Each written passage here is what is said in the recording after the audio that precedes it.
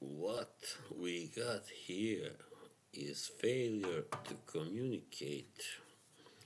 Some men you just can't reach. And that's very true, that quote.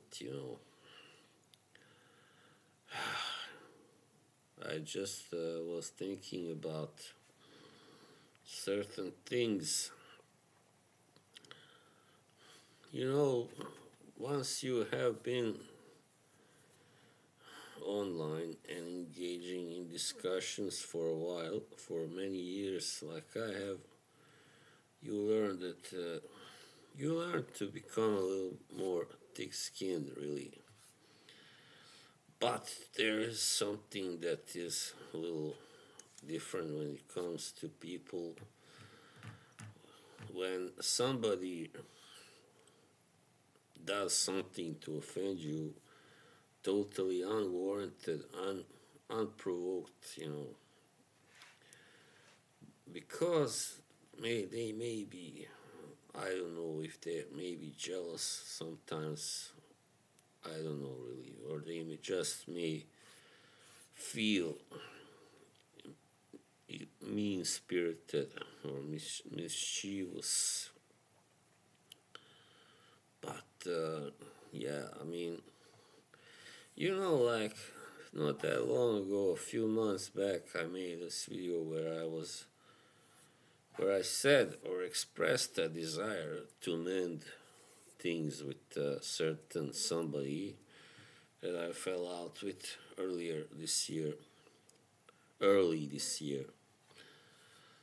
But instead of expressing an interest, reaching out a hand and saying, yes, why not, let's talk it out, that person went to a live stream, and talked shit about me and also a friend of mine. And of course, that made it all worse, more difficult to mend things. And yes. So when you have people, this is, I think, the problem sometimes also in when it comes to world diplomatic relations and all that sometimes people just don't want to work it out. They don't want to find a better solution. And yeah, so this will be about really what is the deal with that then. It is that they are simply holding on to a grudge. And I've talked about this also on that same stream that I just mentioned, about holding grudges and how unhealthy that is, really. So I did hold grudges until recently, and then, I realized, I just told myself, hey, aren't you getting a little too old for that? So that's when I realized, yeah, sometimes you just have to let go of your grudges, and even though it can be really hard. However, sometimes when you are dealing with a really stubborn person who doesn't want to let go of their grudge towards you, that's very difficult. And but still you must try and, just try and seek a way to make peace with that person. And if they still don't want to do that after you've shown desire for reconciliation, and after you have shown goodwill, then, fuck them. Simple as that. And it means they are not worth your goodwill, your time at all. So there are, of course, some people you just can't reach, as this guy said in that movie. So yeah, I have, however, kind of had several fallings out, which I later corrected or smoothed over. And but sometimes I wonder, is why is it always me that is reaching out a hand afterwards? Like if we both were to blame, and that's usually how it goes. It takes two to tango, and yeah, but sometimes then you start thinking, well, should I always be the one to make the first step towards reconciliation? Yeah, that's kind of hard. So, if other, but it just shows it should make you feel good because then you know that you are the one that is in a way better than these other people because they didn't show will for that until you reached out your hand first. So that should make you feel good, of course. It should mean it should mean that you are the bigger man, that you are more broad-minded and forgiving and all that. And but of course, in these days, this time we are living in, it's hard to find many people who are, forgiving and broad-minded.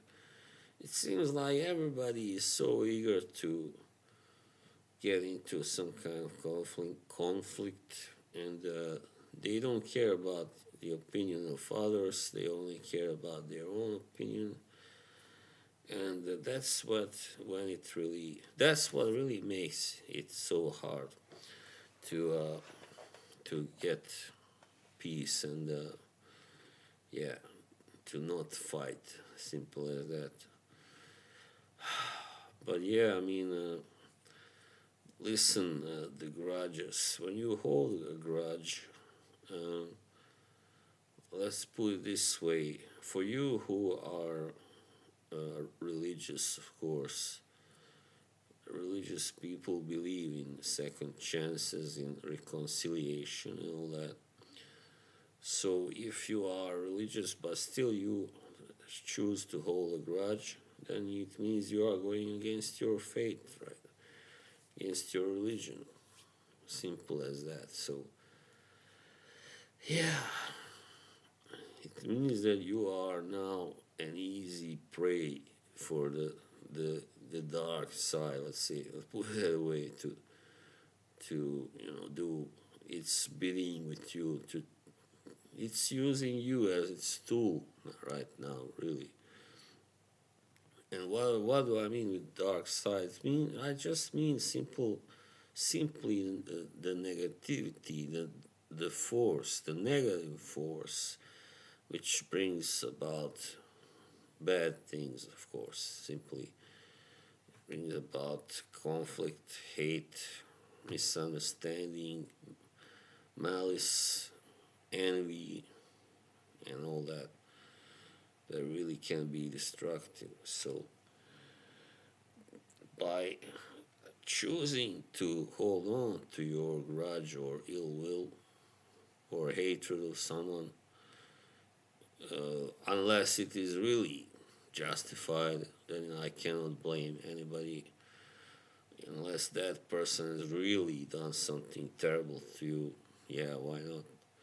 Then it's why forgive them in the end. But if it's just about some kind of conflict of opinions, I mean, we saw now in the COVID time when these, I don't know if I can even say that word.